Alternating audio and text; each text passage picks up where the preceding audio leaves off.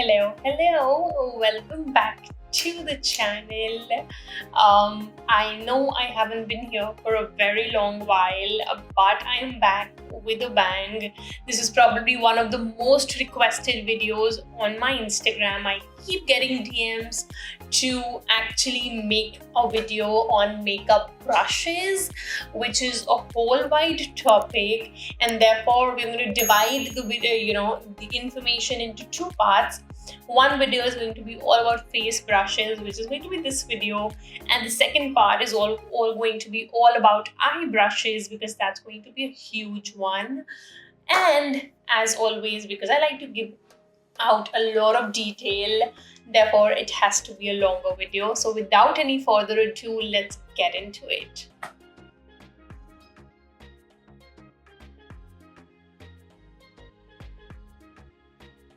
Now, before we get into the different types of brushes, I really want to make sure that you understand what a brush, what are the different parts of a brush. So now this is a brush, all right?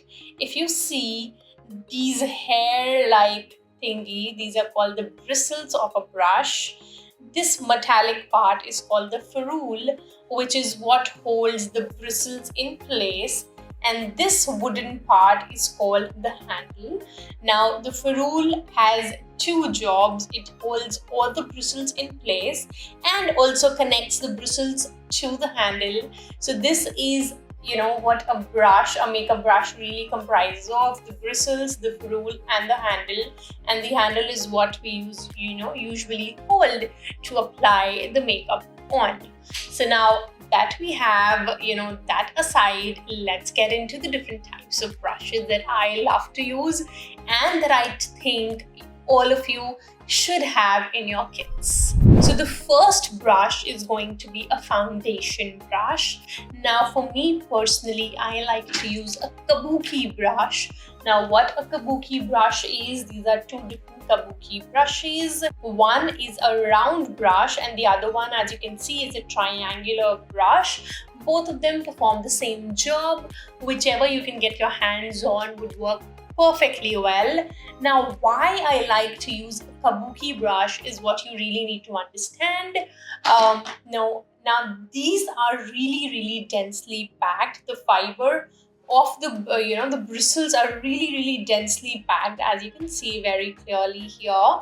So therefore it makes sure that you deposit as well as blend it out very seamlessly without leaving any brush streaks.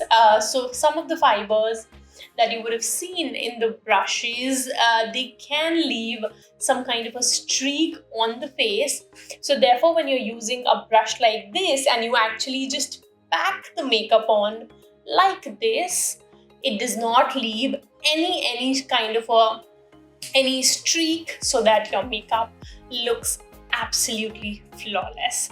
So this is one kind of a brush that all of you should definitely invest in. Now, I particularly do not have a lot of Indian brands in here. So therefore, this is by a brand called Anisa Beauty. And this is a wonderful foundation brush. It's called the Anisa Beauty Pinnacle Foundation Brush. This one is the Morphe X Ariel, who's Kylie Jenner's makeup artist. They actually did a brush set in collaboration with Morphe, and this is from that set. Now, if you want some recommendation for an Indian brand, I honestly deeply believe in PAC, because they probably have one of the best brushes and something that I've actually tried. So that is why I feel very confident in actually recommending it to you. I think PAC 265 is what you should look for. It is one of the best foundation brushes available on Nykaa, and you can easily get your hands on it, and it's just somewhere around 500-600 bucks, whereas these ones cost around 3K each. So therefore, that's going to be an investment. But honestly, once you invest in the brushes, they actually keep going on for a very long while. So you should be pretty good to go about that. Now, number two is going to be a concealer brush. Now, I'm just going to give you some options there. Now these are all concealer brushes. As you can see, these two are very similar in shape. They are both angled, alright, and they actually make it really easy to go into that inner corner where it can be very difficult to get into. So therefore these are two brushes that I absolutely love. This is again by Anisa and it's called their angled concealer brush, and this one is by PAC. It is PAC 272 and I have multiples of these, so therefore I just love it. This is like a smaller kabuki brush because again the bristles are very tightly and densely packed. So this also makes sure that you are depositing the product as well as blending it along the way, so that you do not have to just go in again and blend it and make sure there are no streaks. So therefore, a concealer brush would be next if you want to add to your vanity, and this one is wonderful. Now the third brush in your vanity should be a powder brush, and I'm particularly talking about an under eye powder brush here, for which I like to use a small brush like this one, which perfectly fits under your eye and makes sure that these under eyes are set for good. Now this one is by Real Techniques. It's their 402 brush as compared to the concealer or the foundation brush, which is very densely packed. This is pretty loose as compared to this. So therefore, this is just going to make sure that it gives you a light layer of powder and not too much powder that your whole face just looks full of powder. So that is why this is going to be a best friend when you're setting your under eyes. But I also like to use a powder puff like this one, which is usually called a pizza puff, a triangular puff, a velour puff. There are multiple names that are available in the market. This one I got through Amazon, so you can just search for powder puff on Amazon and you should be pretty much getting a kit of a set of 20 pieces for about 500-600 bucks. This is very inexpensive and it performs brilliantly. Now this just it has a technique that you should really be following. What you're just going to do is, this is what I really prefer with a loose powder and not a compact powder. I'm just going to get into all of that, different types of powders and all of that in another video. Just for your reference, a loose powder is very loosely packed and you just take some on the lid, actually take it onto the puff, actually saturate the puff with the powder, even it out, and then press it on your face, especially under your eyes, and that is just going to make sure that your makeup is not moving anywhere until you decide to actually move it. So I like to use these together. I firstly like to go in with this one, or using a compact powder just to lightly set my under eyes. That is it. And then I like to go in with my powder puff and make sure that the makeup is set in place using the powder puff.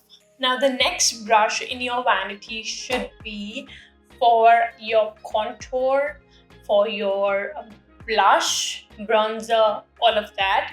Now for my bronzer and contour, I like to use an angled brush like this one, which is very soft, and it is also not densely packed because I want a very light layer of the bronzer and not just pack it in one place that I'm not just able to blend it. Okay, so I like to use a brush like this. Now whenever you have to differentiate between a cream brush and a powder brush, that is going to be the biggest difference. Any brush which is meant for cream products are going to be densely packed because you want to blend it nicely, but any brush that is meant for powder products is going to be very loosely packed, and this is what denotes the loosely packed situation. Okay, now you can of course compare how densely this one is packed and this is so loosely packed. So this is for a cream product, this is for a powder product. Now that is one difference that you really need to understand. So this one you could use for your bronzer, you could also use it for your blush, and So this one, why do I like to use an angular brush? It just makes sure that, you know, the cheekbones are very nicely hugged and the product is very nicely spread across. So I think any angular brush that, you know, if you do not want to invest in two, you could definitely go for one and use it for both your bronzer, contour, blush, all of that. Alright, now the next brush that I would highly recommend you to have is a super loosely bagged brush like this. You can see it's very loosely bagged, okay, and that is why we can move the bristles around very easily. Why do I like this? You could also use this for your blush and, you know, have like a good wash of color. Any brush that's so loosely packed is just going to give you a wash of your product and not, you know, very densely pack it on your face. And you could also use it when you're baking to just remove your under eye powder like this, and that will not move any of the product that's underneath that powder, and everything is going to be looking very, very flawless. So honestly, I could do my whole face with just these 3-4 brushes and it could easily be done.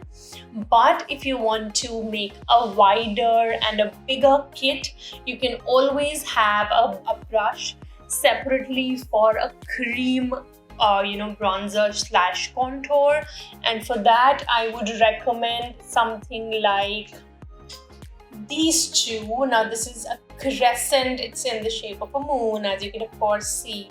So this one is again by Anisa Beauty. It's called the Crescent Contour Brush. And if you very clearly see, this is again very densely packed because it is meant for a cream product and you're meant to just deposit the product like this and keep blending it.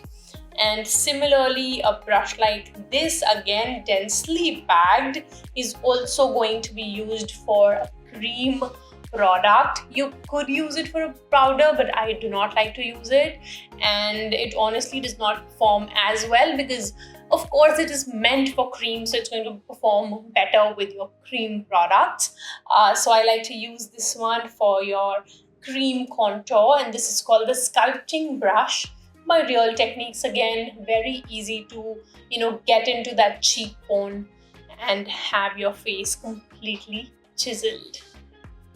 Okay, now if you again want to diversify some more, I would recommend getting a brush especially for your cream blushes, because of course now cream blushes are all the rage right now, and for that I like to use a brush like this one. This could also be used for your foundation, but I like to use this one for cream blushes because it is not as wide as this.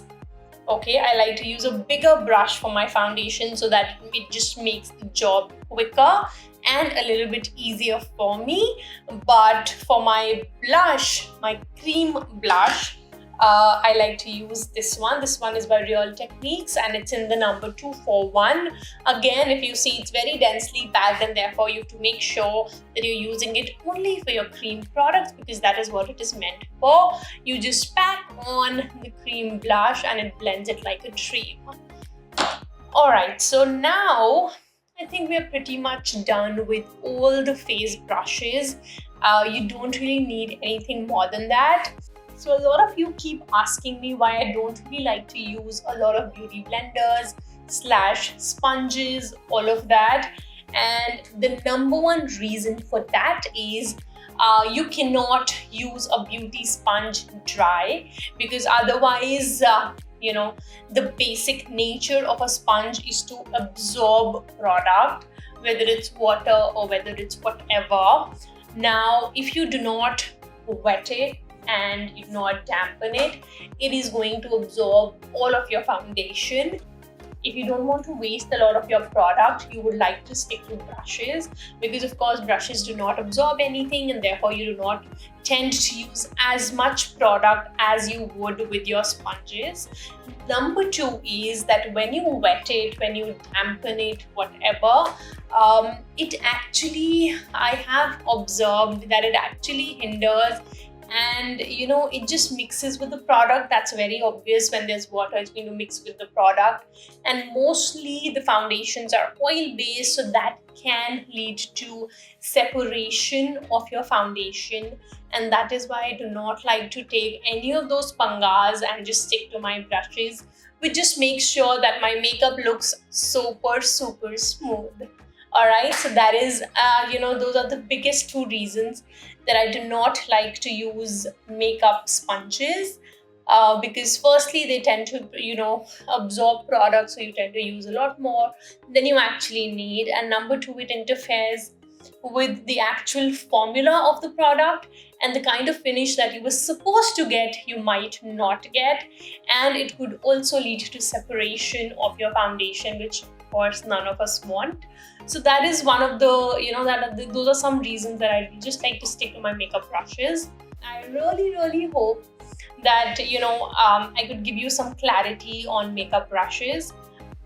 We will be talking about eye brushes in a future video, so stay tuned for that. Make sure you're subscribed so you actually get the notification of the next video when it is uploaded. And if you have any more questions regarding face brushes in specific, or even about eye brushes or anything makeup, please drop it down in the comment section, and I would love to answer all of you. And yeah, I think it was a pretty informative video. If you haven't understood anything, I would love to clarify it for all of you, so make sure you drop down your comments for sure, so I know what I really need to make sure and explain in a little better way. But for now, I will see you guys in my next one, and I really hope you enjoyed this video, and it was it was an informative one. You could actually learn something out of it. I will see you guys in my next one. Please stay safe, stay healthy, and enjoy your lives to the fullest. But before you guys leave, make sure you subscribe, like, and share this video to whoever you think could benefit from this. Bye bye.